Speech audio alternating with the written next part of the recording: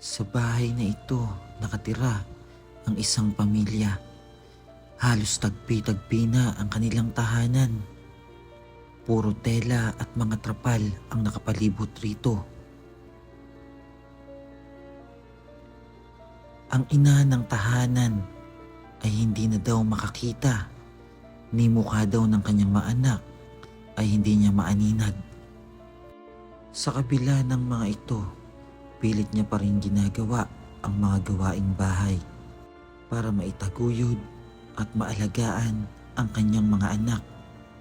Isang napakalaking bagay ang ating paningin, pero paano nga ba kung magkakaproblema ang ating mga mata?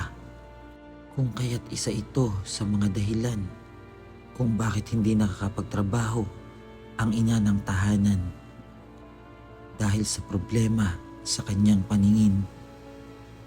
Tanging katuwang niya sa kanilang tahanan ang kanyang panganay na anak, na siyang nagsisilbing mga mata ng kanyang ina sa mga bagay na hindi niya na kayang magawa dahil sa problema sa kanyang paningin. Dahil sa kahirapan, pinapainom na lang ng ina ng tahanan ang kanyang mga anak ng mainit na tubig at hinahati-hati ang isang perasong biskwit para sa kanyang mga anak upang maibsan ang gutom na nararanasan dala ng matinding kahirapan.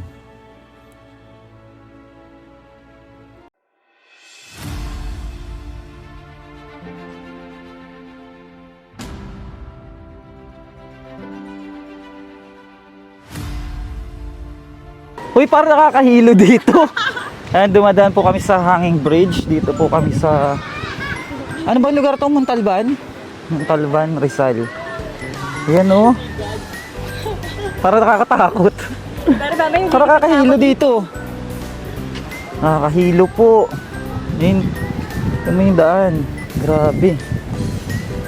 Oops. Uy, nakakahilo. Hoy, Batanggalaw! Hoy! Batanggalaw! Baka ano tayo dito? Grabe, nakakatakot. Hala, ba't ganito? Nakakahilo dito, nakakahilo. Ano? Ba't naiyak?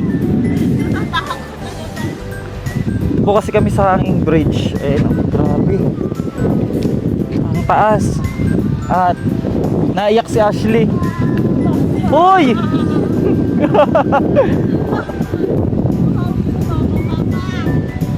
Yan po, naglalakad po kami sa hanging bridge, ano?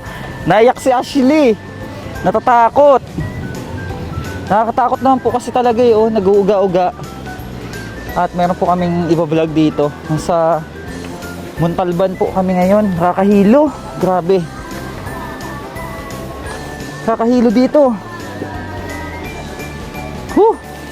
Nakakahilo. Si Ashley. Nakakahilo. Grabe. Yung mga bata, inuga ng inuga.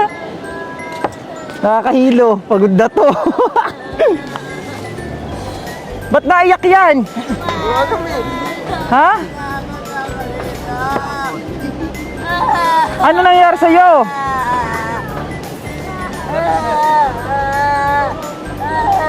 Bilisan mo na. Yung vlog namin puro iyak na. Ay, Diyos ko.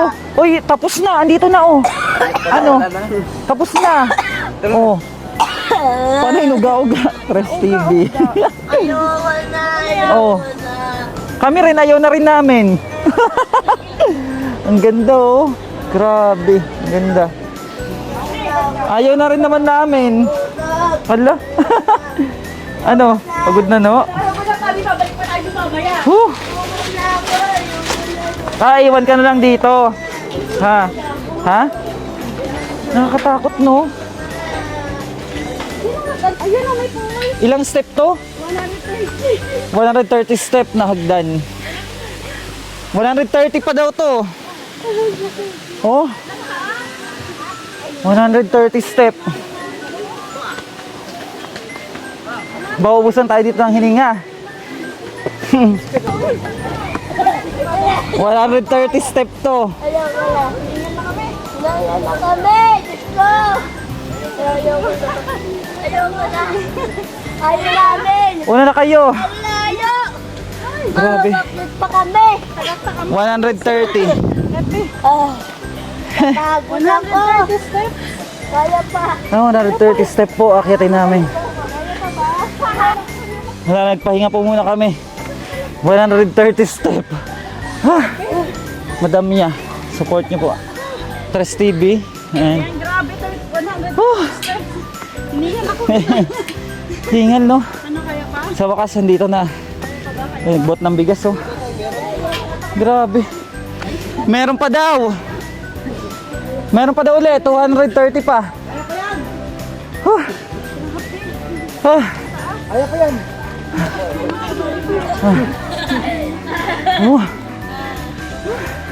Dito po, nakarating kami dito sa taas. Grabe, hirap. Hirap pala mag-hirap. Dito po, dito na kami sa taas. Sa tuktok na kami ng bundok. Ay, ito pala yung bahay nila, oh. Ito yung bahay nila, oh. Kaya kayo. Hey po. Oh, good.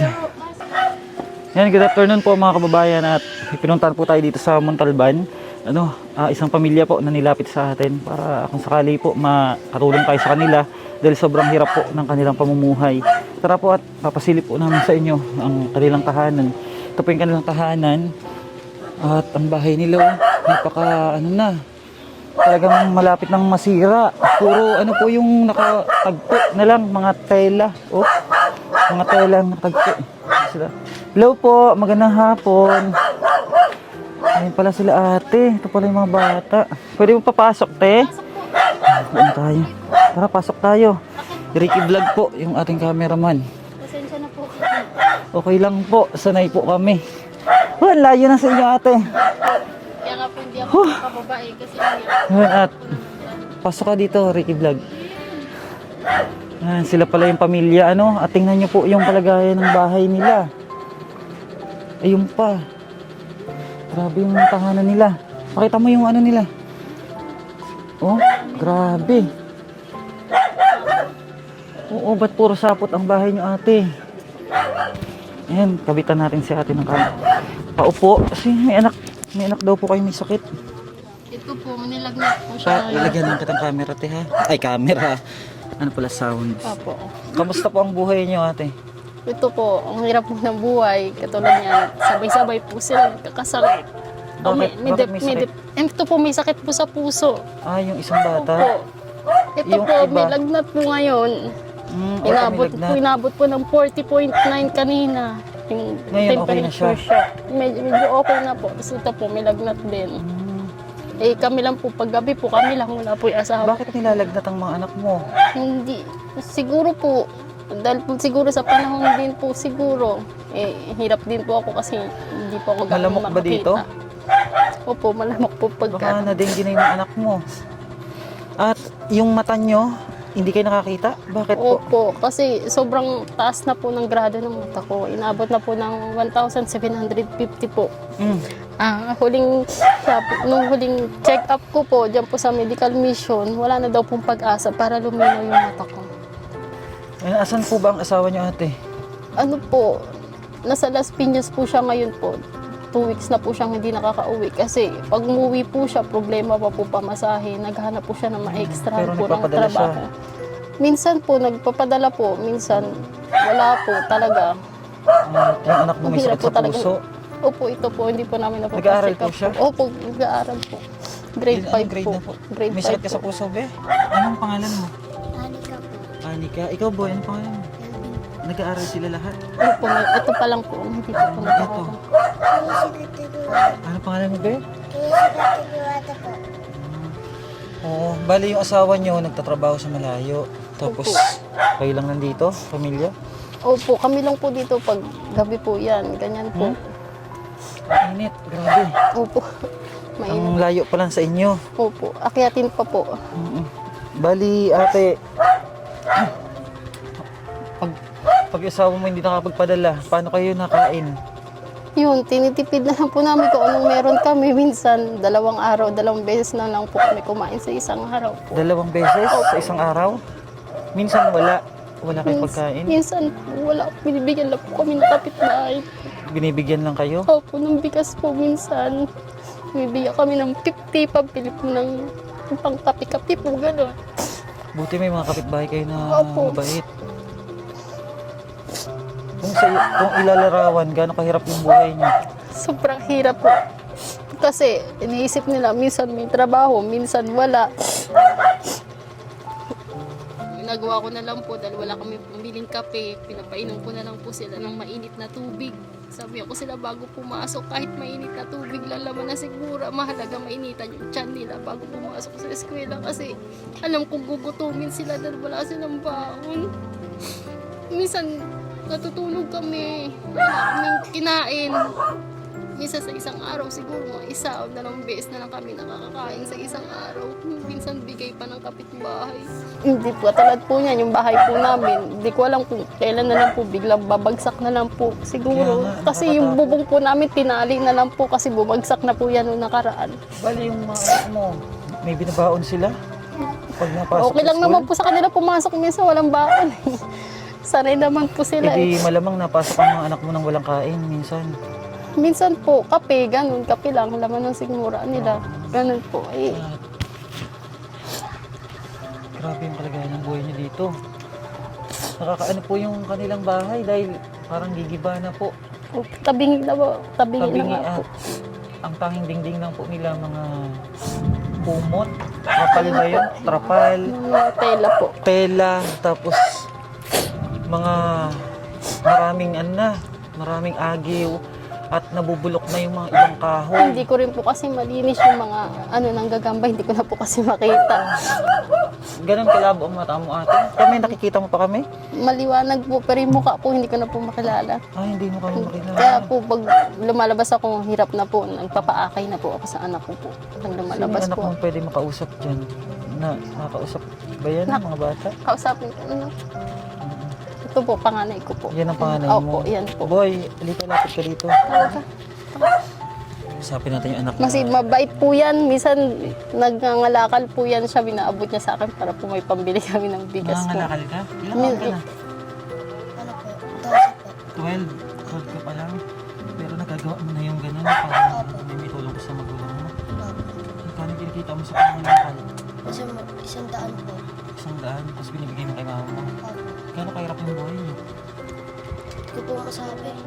Sobrang hirap po ng buhay namin. Isa nagpapasan, maakyat po siya sa bundok. Inuutusan siya magdala ng paninda po sa bundok po. Hanggang bundok kasi may mga hoppers. Bundukan po Opo. ito. Siya minsan ang nag-aano ng mga paninda mula Pag dun sa bundok. inuutusan po siya ng Ibababa. may-ari po. Minsan may bibilin po sa tawid. Binabayaran po siya. Yun. Naman. Minsan yun po yung nagiging baon nila pagpasok nila. Gano'n ba kahirap yung buhay niyo dito ate? Sobrang hirap po. Kasi pareho kami ng asawa ko, wala na kami parehong magulang eh. Kami dalawa na lang, kumbaga nagtutulungan dalawa eh. Minsan may time na magkakasama kami rito sa bahay, mga walang pumapasok na pera. Ganon. Ngayon kumain na kayo? Hindi pa po. Wala pa kayong pagkain? Bakit? Hindi. Walang May, wala kayong bigas? nakakain naman po kami kanina po. Ngayon wala pa. Hindi pa po kami nakakain yan. Oo, naman yung mga bata. At asan si ano? Ate, may pagkakaloob kami sa inyo, ano? At yung mata mo na pa-check up mo, Puro kailangan check mo up, nang mag- puro ano ng check up salamin. lang po. Eh, ang mahal po kasi ng salamin, inabot po kasi ng 16,000 eh. Para Wala kung naman sakali po maging kasi- maayos yung paningin mo, kahit anong... Pero sinabi ano na ka po dyan, kasi ng pwede doktor, kang sinabi po kasi ng doktor na wala na daw po talagang pag-asa. Kumbaga yung salamin na isusuot-suot sa akin, makakatulong lang daw po yun para makaaninag ako. Wala nang Pero pag-asa. totally 0% na raw po para luminaw yung mata ko po. Kasi huli na raw po yung lahat eh. Napabayaan ko Bakit na na po paano kasi. ba yan? Grade 5 pa lang po kasi ako, nakaramdam na ako ng kalabuan ng mata. Hanggang sa, broken family din po kasi ako, dalawa kami magkapatid. Yung mga magulang po kasi namin, naulila po kasi kami. Lola ko po ang nagpalaki sa amin. Bali, yung lola ko po, namatay na po. kaya maaga ka nag-asawa. No po, ganun po. Ang hirap ng buhay na dinadanas nyo.